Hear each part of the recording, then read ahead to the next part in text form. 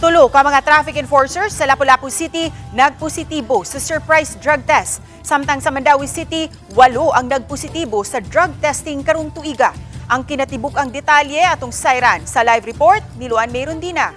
May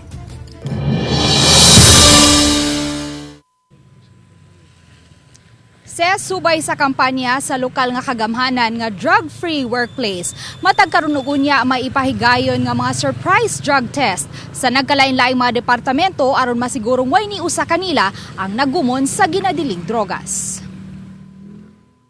Sa 205 ka mga personnel sa City Traffic Management System kon CTMS sa Lapu-Lapu City, 197 lang kanila ang nitunga sa ilang tigom niadtong Domingo sa buntag ug napaubos sa surprise drug test.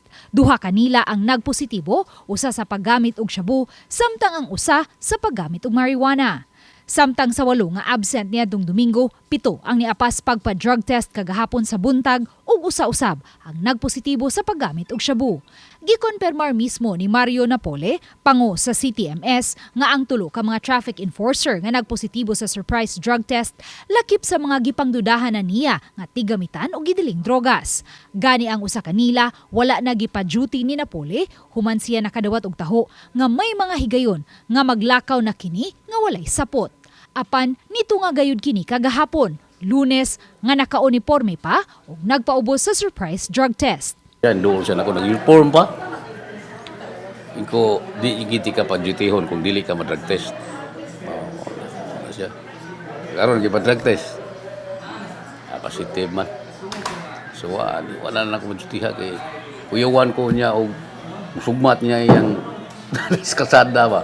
Matod ni Gary Lau, pango sa City of Lapu-Lapu Office for Substance Abuse Prevention kon CLOSAP, nga mismong si Mayor Junard Ahong Chan ang nimando nga mapaubos sa surprise drug test ang mga personnel sa CTMS. Tataw o klaro man ang statement sa ato ang mayor, the executive order that was issued as well as our city ordinance, now job order, once mga tested positive, of course, i-terminate. Yun sila. Nagpaabot na lang sila sa napaabot na lang ang HR o ang city admin sa amuang report. Samtang sa Mandaue City, moabot sa 8 tanan ka mga empleyado sa Mandaue City Hall ang nagpositibo sa mga surprise drug test karong tuiga. Kini ang gipahibaw sa labaw sa Substance Abuse and Mental Health Services Office kun SAMSO. Gikan kini sa kapin 200 nga mga na-test.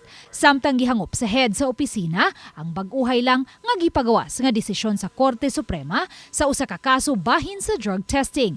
Gidasig niini ang government office nga awhagon ang pagpaubos sa rehab program sa empleyado. Kundi mutuman, hayan tangtango na kini.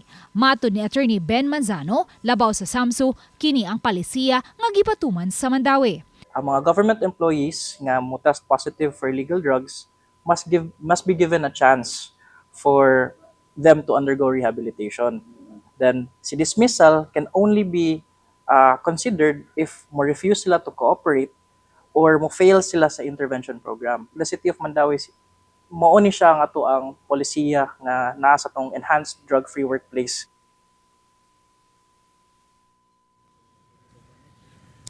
Gitataw sa pangu sa CLOSAP nga kung magpaubos sa rehab program ang 3 nga nagpositibo sa surprise drug test, hayan hatagan silang kahigayunan nga makabalik og trabaho.